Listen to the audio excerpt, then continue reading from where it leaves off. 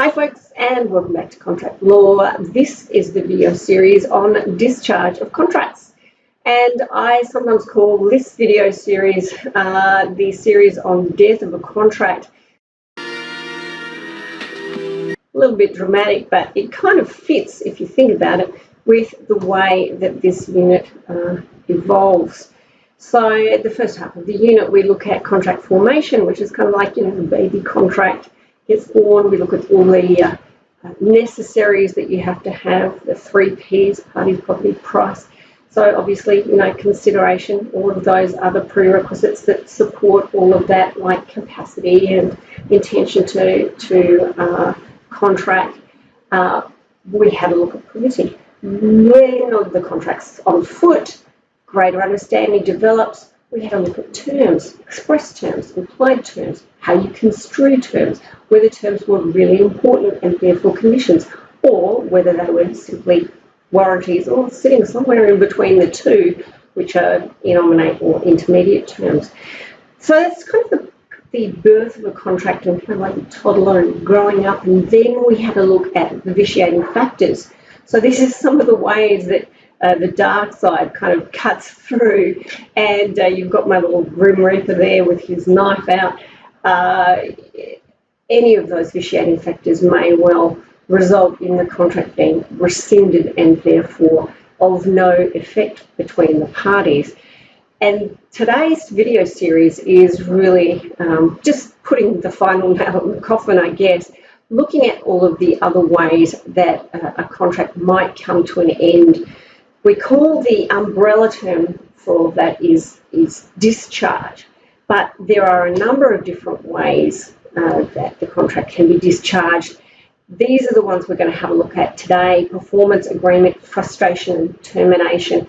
Although there are quite a few more, I'll leave you to potter about in the text if you wish to flesh out your knowledge of those other ones that we're not going to cover in detail today.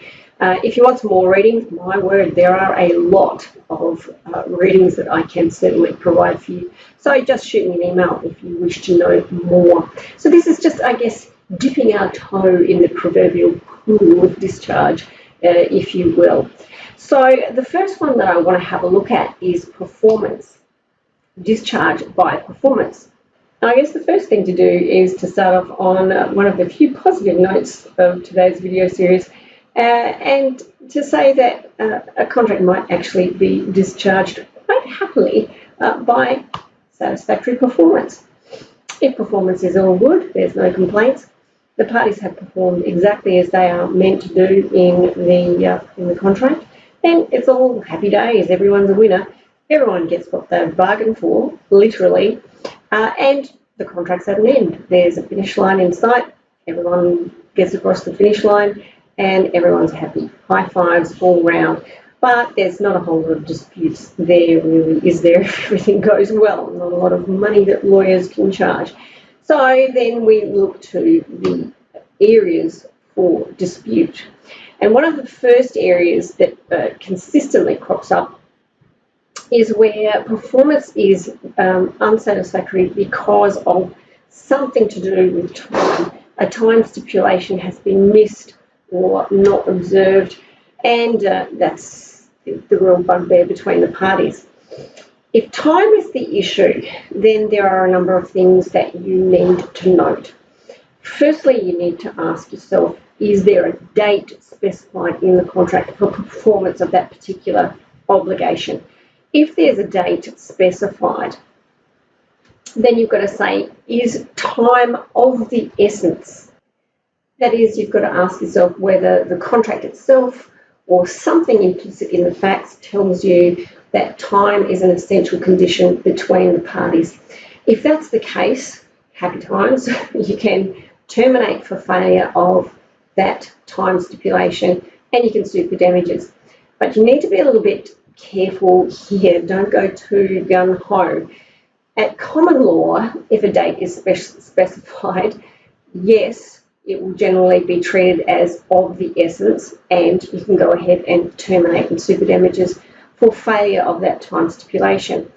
However, as you can imagine, failure of a time stipulation sometimes by only a matter of minutes, like in the Union Eagle case. If that's going to actually allow one of the parties to terminate, it might cause a fair bit of hardship.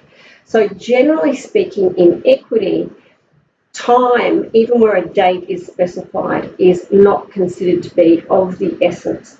It really has to be expressly stated in the contract before equity will treat the stipulation of a date as being a condition or of the essence between the parties. Or there's something else in the context that makes it absolutely clear that it's meant to be essential. So at common law, yes, time will always be of the essence. In equity, no, it won't be of the essence. If the equitable rules prevail and time is not only of the essence and it's only a term, or a warranty, I guess you'd say, then obviously you cannot terminate. You can sue for damages if it causes loss, but you can't terminate. As to getting the contract price, you might be able to do that if there has been substantial performance, and that's something that we'll look at in just a moment.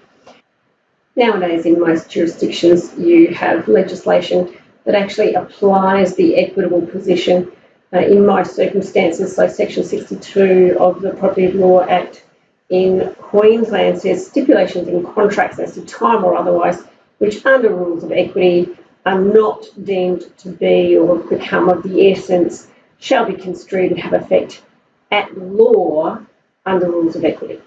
So generally speaking, the fairer, more fuzzy, friendly, equitable position will apply unless you've got something in hard on black and white there in the contract. So that's where a date is specified. If there's no date specified, then the position is a little less clear between the parties when you actually have to render your performance. Well, you just have to perform within a reasonable time. And as you can tell, it's a bit like how long is a piece of string. I'm thinking particularly of the Lorinda and Capalaba Park Shopping Centre case here.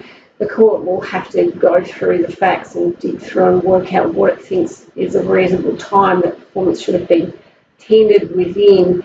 If there's been a breach of that and the party hasn't performed within a reasonable time, it'll just be breach of a term. It won't be breach of an essential term, so you can't terminate. Okay. You can sue for damages, and again, you might be able to get the contract price depending on how you've performed in the circumstances.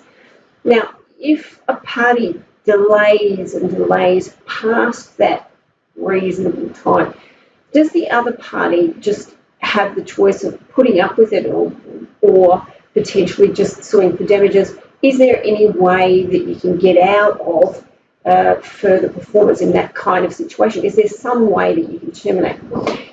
Good question. What you need to do in that kind of a situation is serve a notice to complete.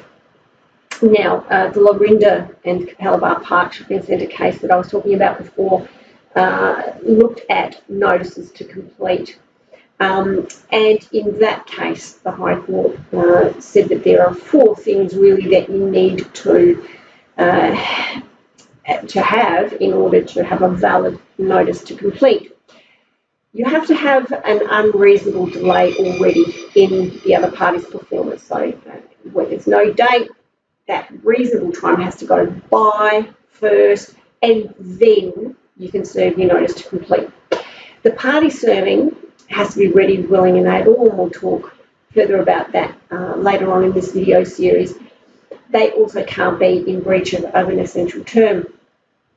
Then what that notice to complete has to do is basically very clearly communicate to the other party, we think that you're in breach. This is what you have to do to rectify the breach that is performed. They have to give that further reasonable time for performance, and then that notice has to say, if you don't perform within this reasonable time, then we will treat the contract, for example, as at an end. Okay, so you have to set out the consequences of failure to comply. If you've got all of those things, happy times. You serve your notice, you wait your further reasonable time, And if the party does not perform within that further reasonable time in the notice, then you can finally go ahead and terminate. So that's termination for time. Now, the problem with performance does not have to do with time, but it's something else. Then the position is a little bit more complicated, and we need to do a fair bit of thinking about the contract itself and what the parties have done. And so to cover that in detail, what I'll do is I'll finish off this video here, and I will go across to video 2. So, bye for now, guys.